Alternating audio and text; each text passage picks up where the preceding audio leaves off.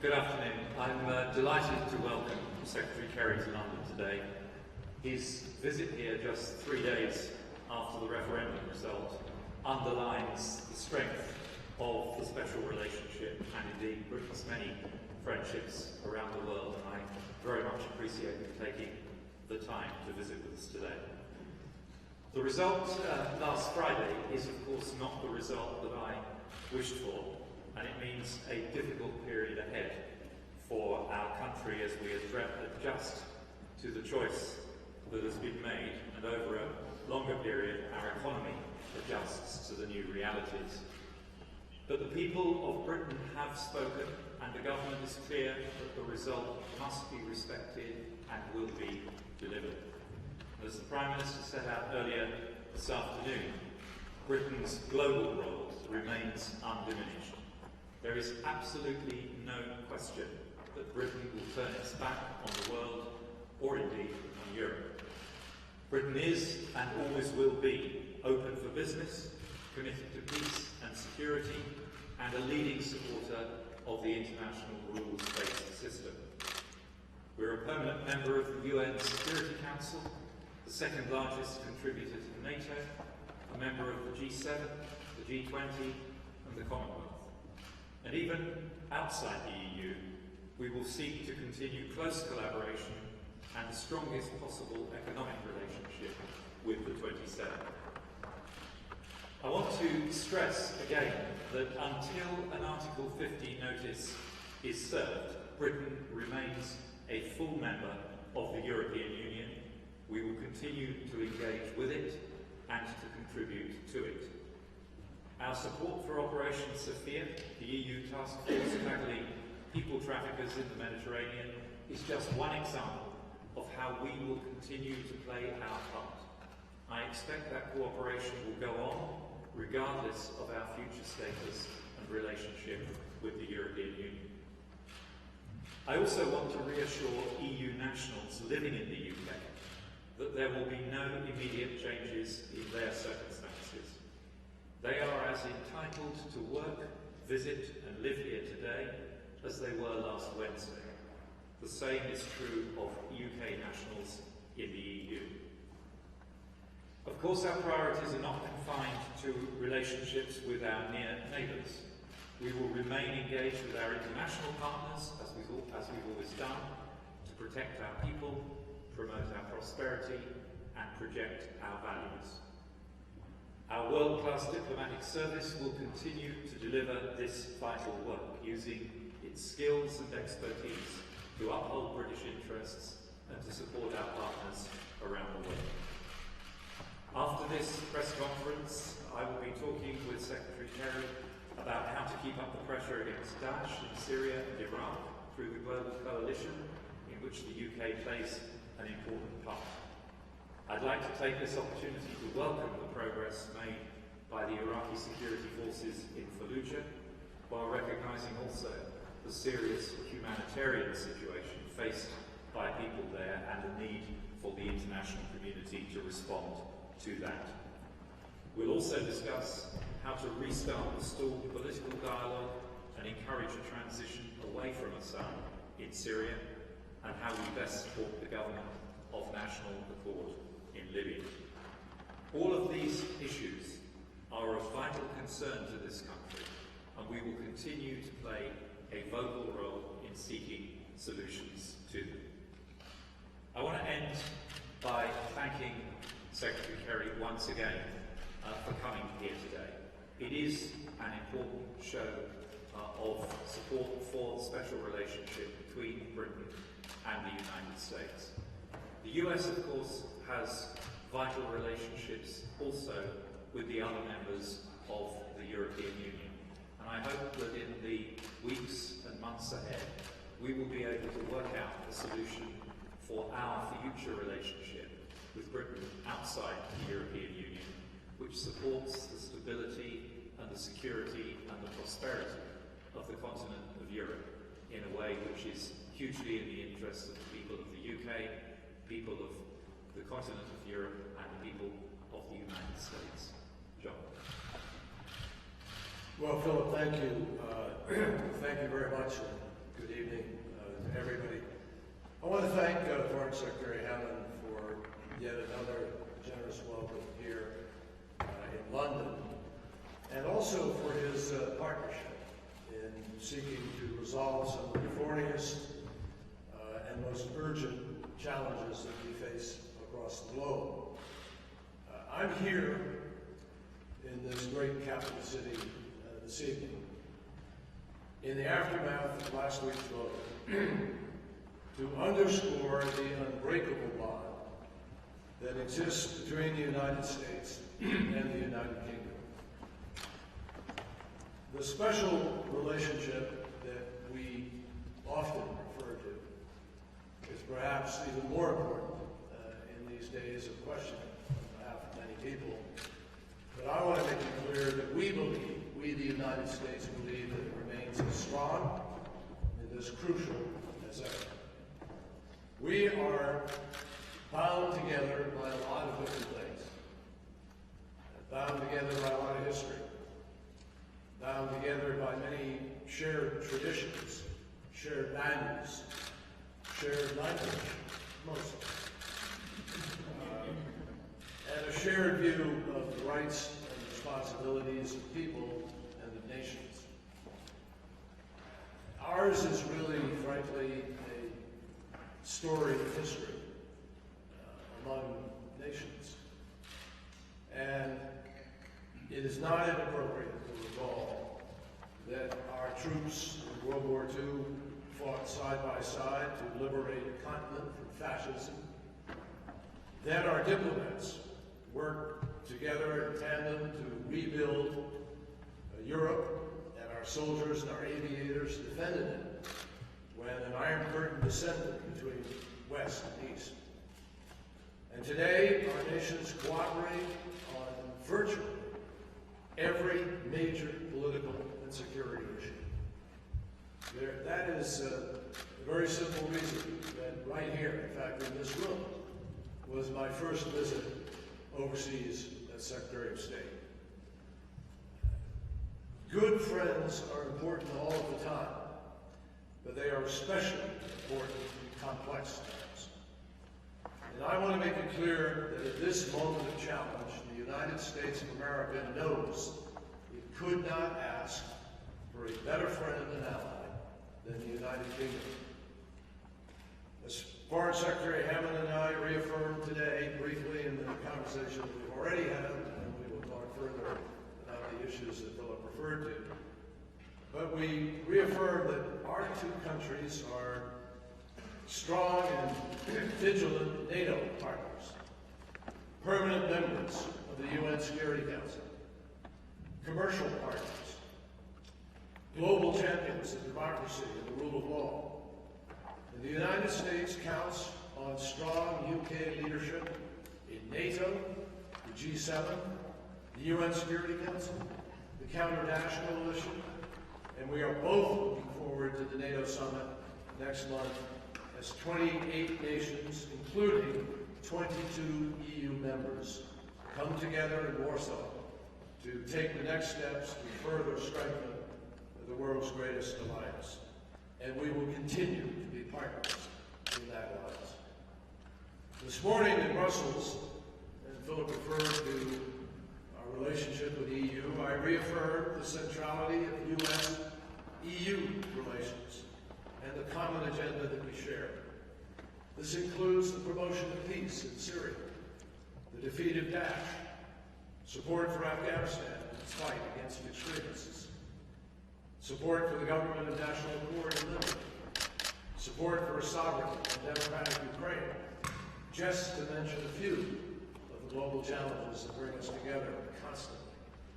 It includes addressing the global refugee crisis, implementing both climate change agreement approved in Paris and the Joint Comprehensive Plan of Action with Iran to reduce the threat posed by a nuclear weapon. It includes our international health efforts, where together we help stop the spread of Ebola and now stand on the threshold of the first generation born free from AIDS. And it includes our effort to revolutionize the way that we produce energy, crack down on corruption, create jobs, and spur growth on both sides of the Atlantic. And while last Thursday's outcome was, as Philip said, different from what he hoped for, it was different from what both our governments looked for. It reflected, however, the will of the British people, and we respect that, all of us. That is the essence of democracy. So too, my friends, is leadership. And we have immense confidence in the quality of leadership on both sides of the channel in order to manage the transition in a thoughtful and sensitive and strategic manner. While there is some uncertainty in the air, inevitably, leaders have the ability, individual people have the ability and the responsibility to restore certainty by making wise choices in the days ahead. That means choices that to every degree possible are not aimed at retribution, not aimed in anger, but rather are thought through in a way that brings people together.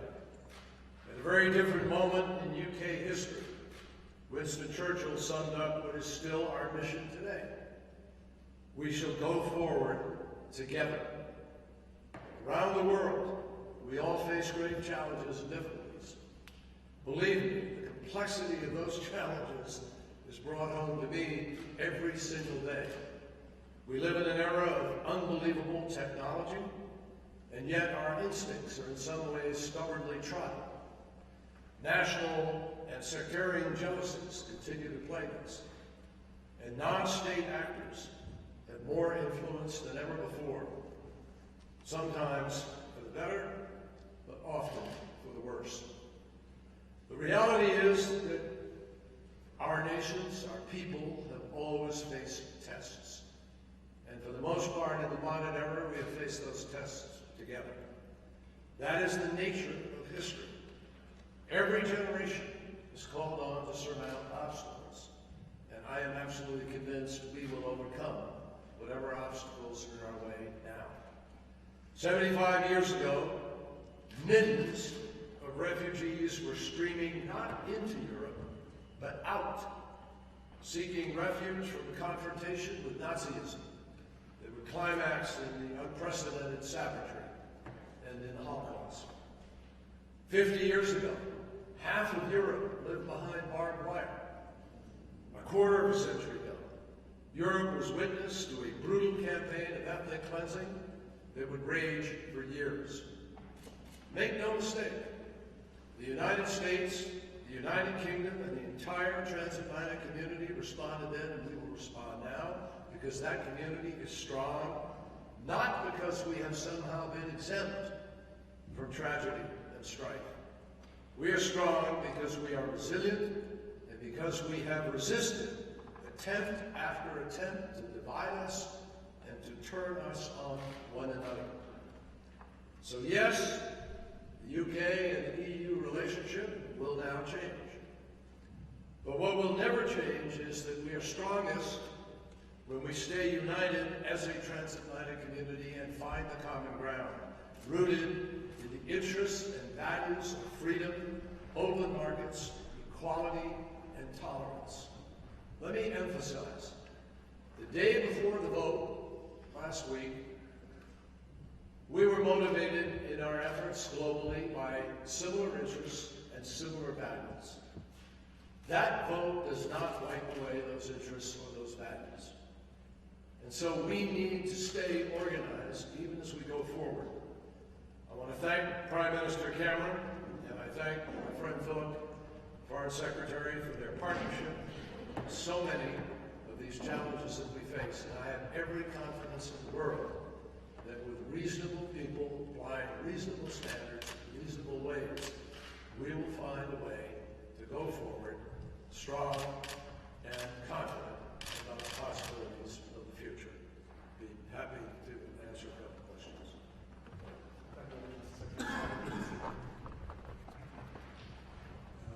James Robinson, the BBC. Foreign Secretary, could I ask you, in the light of what you said about the internal contradictions within the offer made by the Out campaign, particularly over trade and freedom of movement, whether you think that it would be necessary and a good thing for whatever is negotiated as a final settlement with the European Union, the terms of exit, to be put to the people of Britain, since they believe Out can't achieve everything they offer to the British people, perhaps in the form of a manifesto ahead of a general election, perhaps in the form of a second referendum. But before you answer that, Mr. Secretary, now that Britain has chosen to go to the back of the queue in future trade negotiations with the United States, to use the President's own words, surely he might regret having used those words, because some people who voted for exit were apparently angered by what they saw as a threat by some form of foreign dictation. And you called the special relationship just as crucial as it ever was, just as strong. But surely it can't be just as crucial and strong if you are going to lose the United Kingdom as a hinge with the European Union, or a bridge to the European Union. It must be, in substance, quite different.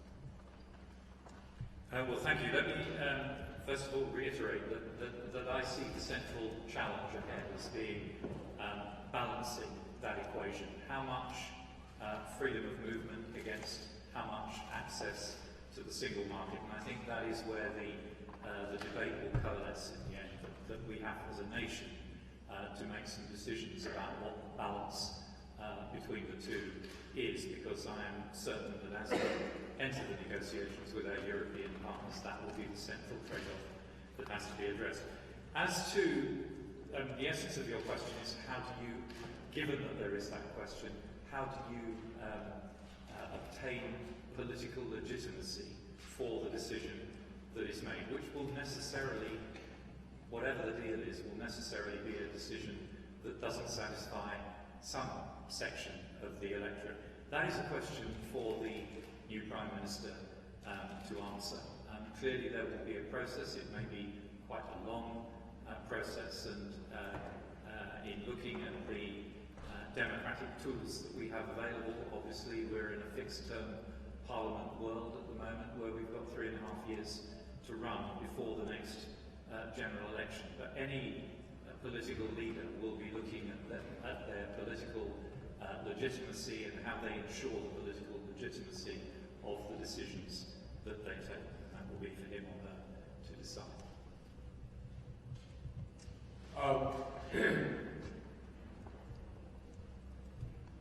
Well, the President made a comment about the queue, and let me just be clear, the President's concerns that he expressed are valid concerns. And we are currently evaluating the impact of this decision that has been made, which is not yet implemented, on TTIP and trade in general. Now, I am absolutely confident, because of all of the things that I just talked about, the multiplicity of engagements between the United States and the UK, which bring us together on issue after issue. We will be together in Warsaw in a few days at the NATO summit.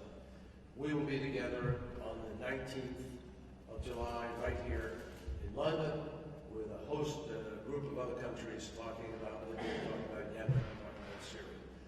We will be together in Washington, I think 2 days later, for a major ISIL counter-violence extremism gathering in Washington.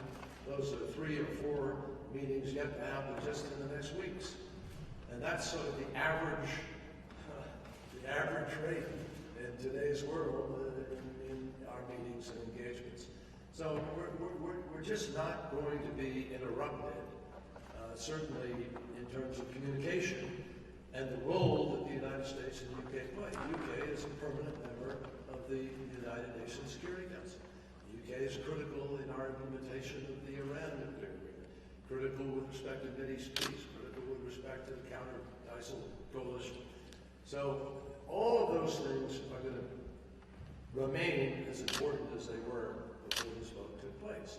It remains for us to see how this negotiation unfolds in order to fully understand exactly what type of trade platform we will operate off of, or exactly how the full measure of our economic relationship is impacted. But what I said, and more importantly, what President Obama said, and has said repeatedly, is that the United States and the United Kingdom have this unbreakable special relationship, and he is going to do everything in his power to make sure that we are as helpful as we can be in whatever way is necessary, not only to sustain the relationship with Great Britain, but also to sustain a strong EU and a Europe which can continue to contribute as it has so much to our global security and our global prosperity.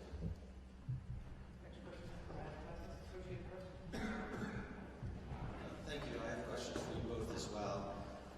First, Secretary Kerry, do you agree with the Foreign Secretary's assessment that Britain's role in the world hasn't diminished? If so, that would seem to imply that its leadership role in the EU wasn't worth all that much. And secondly, are you holding out any hope that the British voters or government might yet reassess or even still reverse the decision to leave the EU?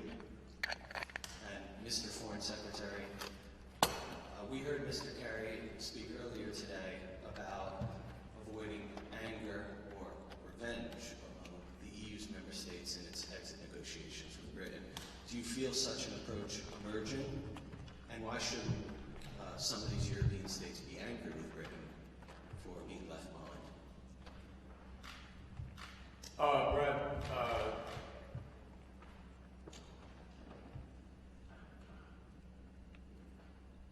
do I agree that Britain's role has somehow been diminished? No, I think it's been changed. The voice that Britain will speak with will continue to be the powerful voice of an ally who has worked with us on so many issues through the years and remains aligned with us in its commitment to nuclear deterrent, its commitment to the UN Security Council, its commitment to all of the things I listed, and I am confident will continue to play that role. But that doesn't mean we won't miss that voice within the context of the EU as a change. I personally will regret that Britain is not going to be at that table when there is a US-EU dialogue, but I have no doubt that Britain is going to be weighing in with us and critically involved with us on every single issue. There won't be one reduction of effort between our two countries in the course of this, even though the structure obviously changes because of the choice that they have made with respect to the EU membership itself. But in so many other ways, I've just described the month of July, we're going to be continuing, and that will continue for years to come. I have no idea what options are available to those who will negotiate this agreement as they go forward, and I will not even begin to venture an opinion at this stage of what the people of Great Britain want to do or not do. It's completely up to them, up to their leaders, and they first, I think, have to sort through what's real, what isn't, what are the available options, and the key is that everybody does this in a spirit of looking for the best way forward so that economies are not injured, so that security interests are not set back, and so that the people of our countries, about whom this is really centered, come out of this as well as possible. If I could just say a word on the first question. We are very clear that we are going to redouble our effort to show Britain's commitment to playing a global role. So you won't see us shrinking back. If anything, you'll see us resolving to be even more present, to be even more a force in action on the global stage to demonstrate and underscore that commitment. And I also expect that we will continue to play a major role in relation to European security. The US isn't a member of the European Union, but it's by far the most important security player in Europe. And Britain, as a leading member of NATO, working in all sorts of practical ways with European Union partners, will continue to play an important role in ensuring Europe's security. On the question of anger or revenge, I hope that this will be an amicable discussion, because it's in all our interests for it to be an amicable, sensible, calm discussion. But the wound is quite raw. We're only, 96 seconds in, and it will take some time for the wound to settle down. But look, I understand the reaction of some of our European Union partners, because there is a genuine fear about the contagion that could arise from the result of this referendum. And I think we all know that we're seeing a phenomenon which is about more than just the European Union, about more than just globalization, about more than just a view of the political establishment. Something is stirring politically. You're seeing it in the United States. We've seen it in various countries across Europe in the form of surges of support for right-wing parties, and we've seen it here in this referendum. It's something we all have to deal with. But I understand the fear of my European Union partners that they don't want to see this become something that can damage the rest of the European Union. But they also have to remember that we have a great shared economic interest in finding a way to work together in the future. We as the UK are coming to this discussion about our future relationship, including our future trading relationship, as a country that runs a massive balance of payments deficit with our European Union neighbours. We're standing here offering them a market which is hugely operating to their surplus, and we're saying we want to keep these arrangements, we want to keep this market open, we want to carry on trading with you as we have been doing before. And I very much hope that good economic common sense and self-interest prevails, and that we find a way of being able to do that. Gavin Court, PA. Thank you. Following on from those the last questions, Mr. Secretary of State, you talked about the need for wise choices in the coming times. Can you explain more about any particular concerns that you have in that direction? And Foreign Secretary, following on from this last point, you said that you still wanted the strongest possible cooperation with Europe, but given all that you have just said now, what confidence do you have that that will actually happen? Well, when I talk about wise choices, I don't want to get too deeply into this, because this is a negotiation that hasn't started and it doesn't belong to us. This is a negotiation between Great Britain and the EU. And by all accounts, it's a complicated, perhaps lengthy, and difficult negotiation, simply because it involves the question of trade-offs. And what I'm suggesting when I say wise choices, that those involved do exactly as Philip has just described, that they're not driven by anger or frustration or a sense of getting even or whatever might motivate them, other than good common sense about how the people of the EU and the people of Great Britain can both benefit from us. What is best for the region, what is best for these countries, what is best for the average citizen. And I'm confident that if that's what drives this negotiation, that the outcome can meet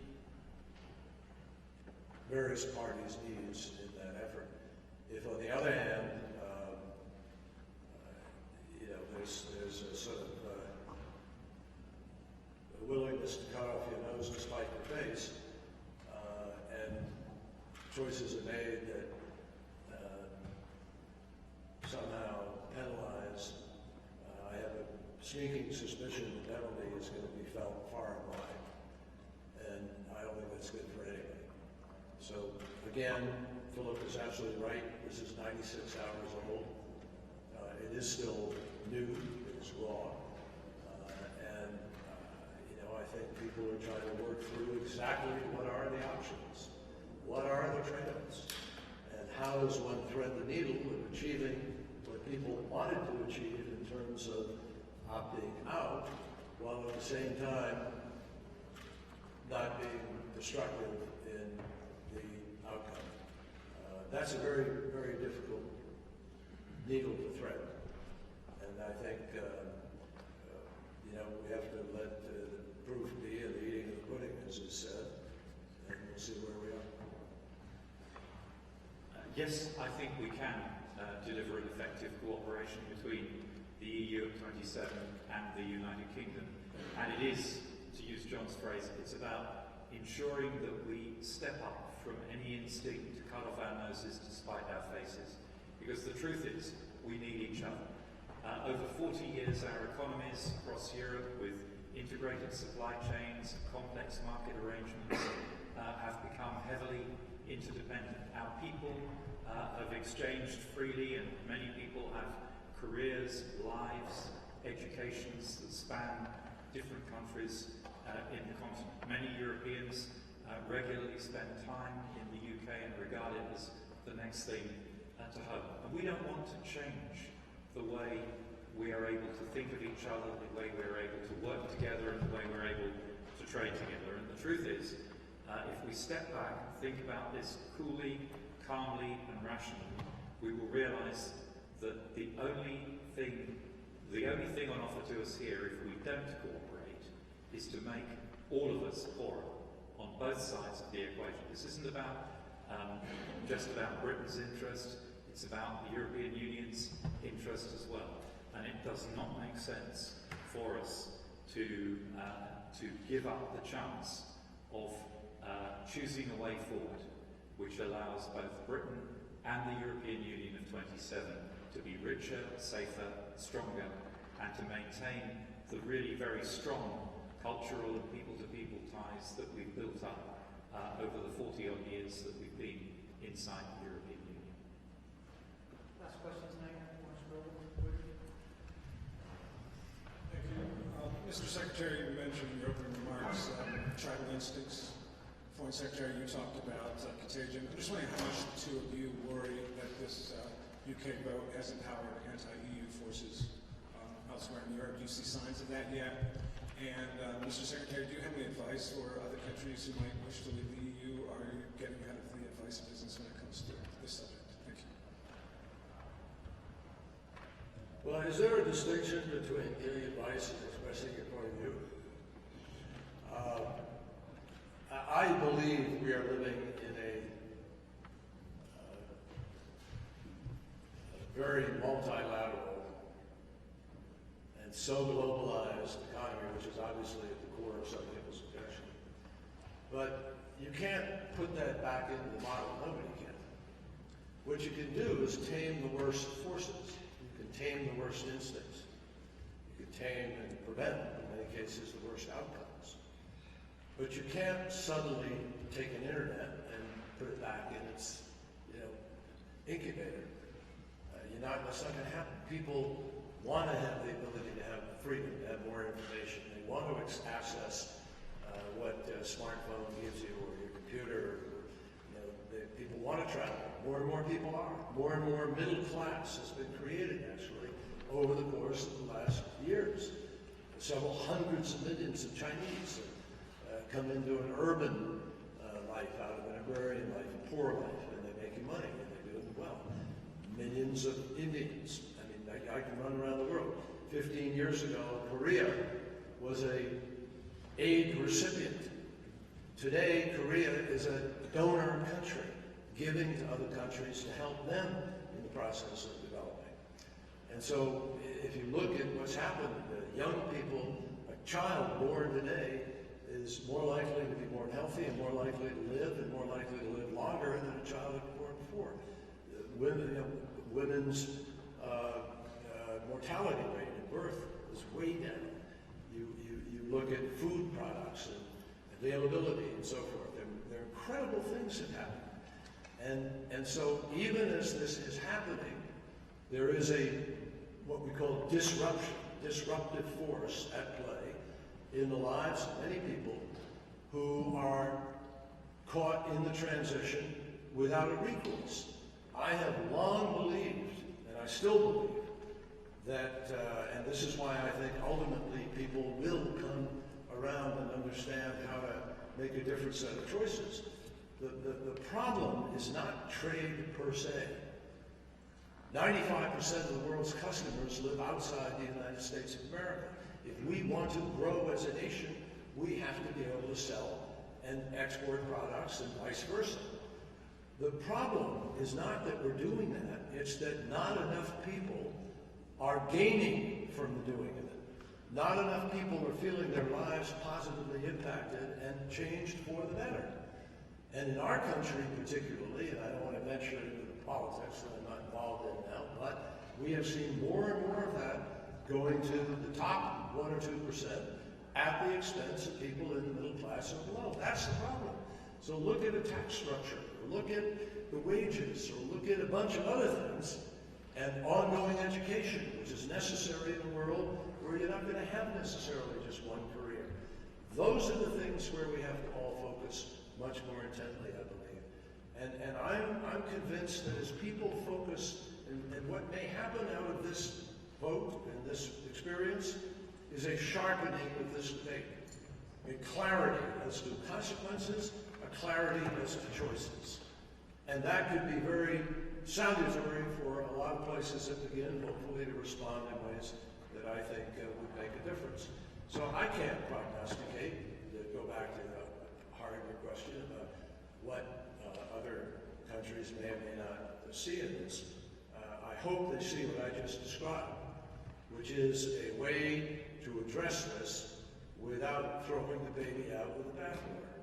And it seems to me that that's what I meant by wise choices, that we look hard at cause and effect and at what the options really are as we try to grow our societies, and share prosperity. Prosperity must be a shared prosperity at every level. In the 1990s, when we made huge sums of money in the United States of America in the great technology boom of the 90s, every single quintile of American income earner saw their incomes go up. Every quintile.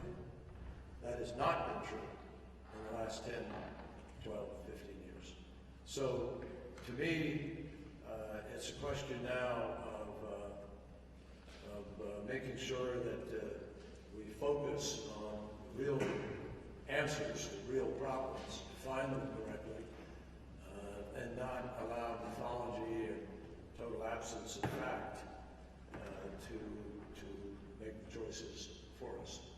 So where we go with the EU will depend to a large measure on this negotiation, on the attitudes that are brought to this negotiation, on the options that are exercised and put on the table, and ultimately the choices that are made. And I think that will have a profound impact on things. I think there is a demand for change within the EU, not in every member state, but in many of the member states. But in most countries in the European Union, for the most part, that manifests itself as a desire for reform and change within the European Union, rather than a demand for exit from the European Union. And I think the sadness for me is that I believed passionately that Britain in the European Union, going with the tide of history, could have helped to deliver that change, which would, over time, have made the European Union a more effective, a more democratically accountable, a more legitimate body to all of its citizens. And that's where we would have wanted to see this going had we got a Remain vote last Thursday. Britain helping to lead that change from the inside of the European Union. And to be candid, the decision to vote to leave, I believe, is damaging for Britain, but I also believe it's damaging for the European Union, because I believe without the reforming zeal that Britain brought to the party, it will be more difficult to get that necessary reform inside the European Union, more difficult to release the pressure of popular demand for reform and change. And I think if we'd been able to go forward together, working together inside the European Union to do that, Britain would have been enhanced, the European Union would have been enhanced, and 500 million people across the Union would have had a better future. So I'm deeply sorry that that's not the route that we've chosen. Thank you very much. Thank you all. Thank you.